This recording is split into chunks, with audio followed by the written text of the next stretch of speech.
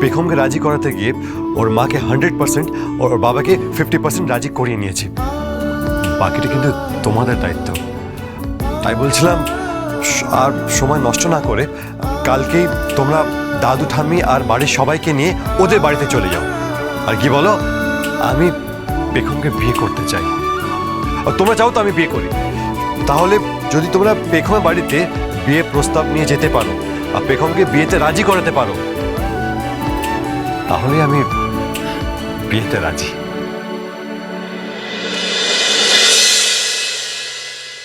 Cancel করে দাও মানে? মাথা খারাপ হয়ে গেছে নাকি তোর? সবকিছু ঠিক হয়ে যাওয়ার পর?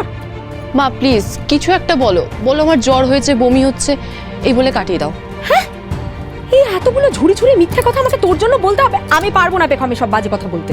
আশ্চর্য মা, তোমার নিজের মেয়েকে নিয়ে কোনো মাথা ব্যথা নেই, আর পাত্রপক্ষকে কি বলে কাটাবে এই নিয়ে তোমার খুব মাথা ব্যথা।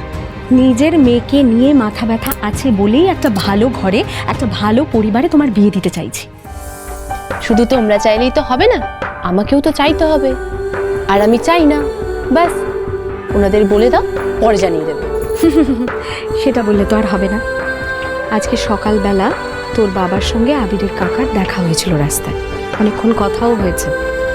দুজনে মিলে চা খেতে খেতে তোর আর আবিরের বিয়ে নিয়ে অনেক আলোচনাও করেছে। তোর বাবা কিন্তু খুব ইমপ্রেসড। আবিরের কাকা নাকি বলেছেন, আবির বাড়ি গিয়ে বলেছে বিয়ে করলে তোকেই করবে, নইলে না। ওই দেখো আবার মুখ ঘুরিয়ে চলে যায়। আরে আবির সত্যিই বলেছে ওর শুধুমাত্র তোকেই পছন্দ। ও নাকি গত 5 বছর ধরে, না মানে গত 5 বছর ধরেই নাকি ও তোকে ভালোবাসে, সেটাই বলছিলেন আবিরের কাকা। তুই সেটা জানতিস, মানে আগে শুনেছিস? জানি, প্রথম দেখা হওয়ার পর তোমাদের আবির এই গল্পটাই আমাকে দিয়েছিল। বলেছিল 5 বছর ধরে আমাকে ফলো করে, দিন নেই রাত নেই শুধু আমাকেই দেখে গেছে। এটা কখনো সম্ভব? নিশ্চয়ই কোনো গন্ডগোল আছে। তোমরা ওদের বলে দাও আসতে হবে না, আমার ভালো লাগছে না। আরে দূর বাবা, কোনো গন্ডগোল নেই, এটা ঠাকুরের ইচ্ছে রে পেখম। আমার তো আবিরকে প্রথম দিন দেখেই মনে হয়েছিল ঠাকুরই ওকে তোর জন্য পাঠিয়েছেন।